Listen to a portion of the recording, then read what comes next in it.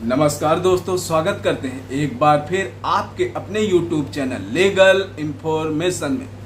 दोस्तों, हम सभी जानते हैं 498 की धारा का कितना ज़्यादा मिसयूज होता है। समय समय पर विभिन्न हाई कोर्टों के द्वारा, सुप्रीम कोर्ट के द्वारा इस मामले को उछाला जाता है, इस बात को बताया जाता है। तो दोस्तों, लीगल इंफॉर्मेशन के इस भाग में आज हम एक ऐसे ही जजमेंट पर बात करेंगे जहां माननीय सुप्रीम कोर्ट के द्वारा 498 के दुरुपयोग के मामले में पत्नी पर 5 लाख का जुर्माना लगाया जाता है। तो दोस्तों, बहुत ही इम्पोर्टेंट और लेटेस्ट जजमेंट है। बने रहिए लास्ट तक, देखते हैं क्या था पूरा मामला और किस लिए माननीय सुप्रीम कोर्ट के द्वारा पत्नी पर 5 लाख का जुर्माना लगाया जाता है। तो चलिए वीडियो को शुरू करते हैं। दोस्तों, इस मामले में पति जहां चार्टर्ड अकाउंटेंट था, वही पत्नी डीएसपी थी।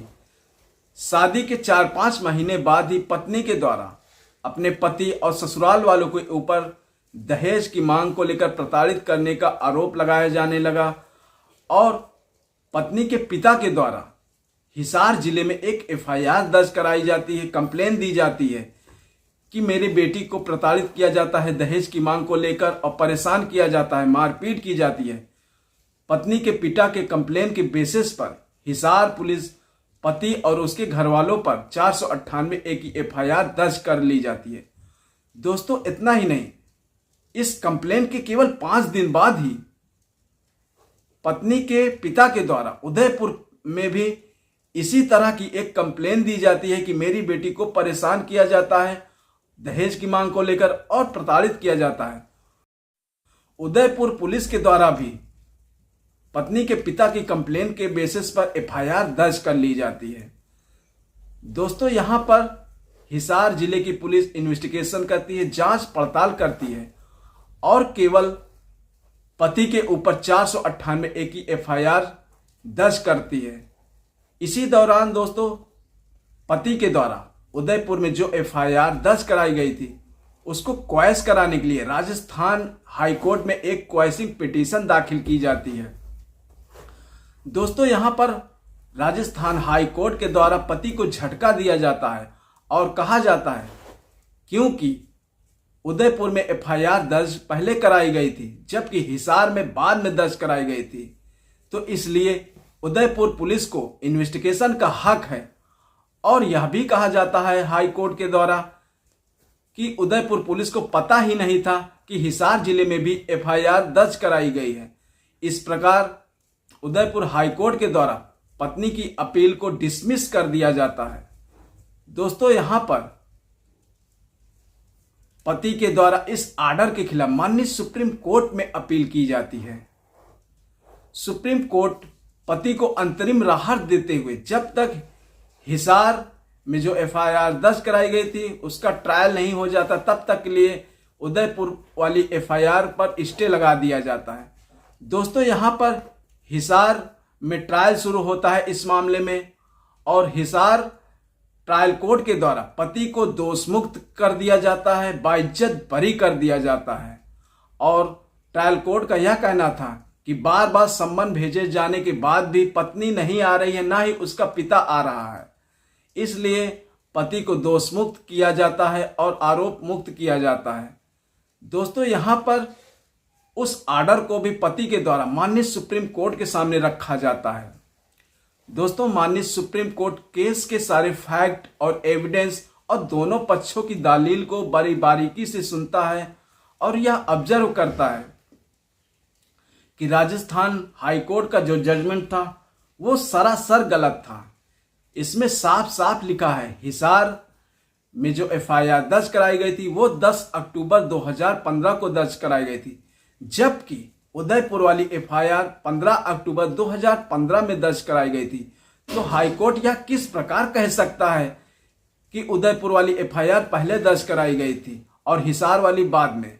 दूसरी तरफ हाईकोर्ट का यह भी कहना था कि उदयपुर पुलिस को पता ही नहीं था कि हिसार जिले में भी एफआईआर दर्ज कराई गई थी, जबकि एफआईआर में साफ साफ लिखा है कि उदयपुर में एफआईआर दर्ज कराई गई है, मेंशन इस बात को किया गया था। तो अगर उदयपुर पुलिस साफ साफ केस की स्टडी करती और बारीकी से छानबीन करती तो यह जरूर पता चलता। तो इस प्रकार माननीय सुप्रीम कोर्ट के द्वारा उदयपुर हाई कोर्ट का जो जजमेंट था उसे गलत ठहराया गया। दोस्तों, यहां पर सुप्रीम कोर्ट के द्वारा यह भी ऑब्जर्व किया जाता है कि ट्रायल के दौरान ट्रायल कोर्ट के द्वारा बार बार बुलाए जाने के बाद भी ना ही पत्नी ना ही उसका पिता सामने आता है, कोर्ट में आता। इस प्रकार कोर्ट और पुलिस दोनों का समय बर्बाद किया जाता है। दोस्तों, इस मामले में दूसरी तरफ पत्नी का माननीय सुप्रीम कोर्ट के सामने यह कहना था कि सारी घटना उदयपुर की है और मामला उदयपुर का है, इसलिए उदयपुर वाली एफआईआर को क्वैश न किया जाए, जबकि हिसार में जल्दबाजी में हमने एफआईआर दर्ज करा दी थी। दूसरी ओर सुप्रीम कोर्ट का यह कहना था कि दोनों ही एफआईआर में एक ही तरह के एलिगेशन आरोप लगाए गए हैं और जो घटना जो दहेज की मांग बताई गई है वो हिसार की बताई गई है। तो पत्नी के द्वारा यह कहना कि इस जिले में हिसार जिले में मामला बनता ही नहीं था, यह गलत है। हिसार जिले में भी एफआईआर दर्ज कराई जा सकती थी और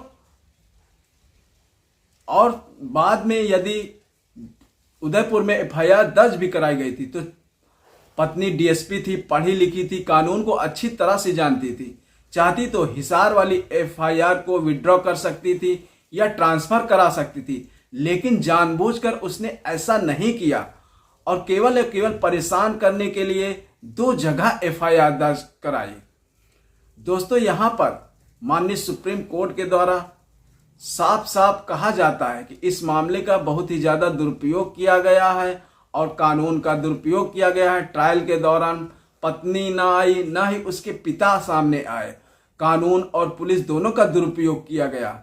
तो इस तरह पति की अपील को अलाउ किया जाता है और कानून के दुरुपयोग के मामले में पत्नी पर 5 लाख का जुर्माना लगाया जाता है और कहा जाता है इस तरह का मामला कभी न किया जाए, कानून का दुरुपयोग कभी न किया जाए, ना ही कोर्ट का समय बर्बाद किया जाए। तो दोस्तों, अगर आपके साथ भी कुछ ऐसा मामला हो रहा हो जहां पर इस तरह कानून का दुरुपयोग कर आपके खिलाफ एफआईआर दर्ज कराई गई हो, तो इस जजमेंट का इस्तेमाल कर आप अपने लिए न्याय पा सकते हैं और राहत पा सकते हैं। दोस्तों, इस जजमेंट का लिंक मैंने इस वीडियो के डिस्क्रिप्शन में दे दिया है, आप चाहें तो वहां से जाके डाउनलोड कर आप जजमेंट का अपने हिसाब से इस्तेमाल कर सकते हैं। दोस्तों, यह वीडियो आपको पसंद आई हो तो वीडियो को लाइक करें, चैनल को सब्सक्राइब करें। मिलते हैं नए वीडियो पे। धन्यवाद।